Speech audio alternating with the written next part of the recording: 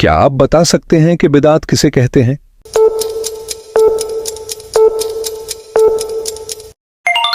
सही जवाब, दीन में नई चीज का इजाफा करना। अगला सवाल, सिदका क्या है?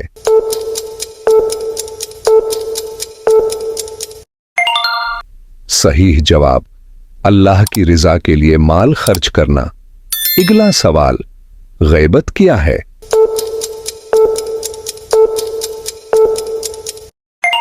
सही जवाब, किसी की गैर मौजूदगी में उसकी बराई करना। अगला सवाल, ज़िकात का बुनियादी मकसद क्या है?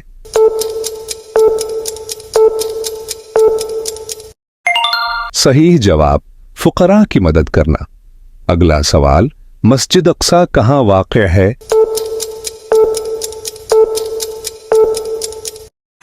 इसका जवाब आप कमेंट में बताएं।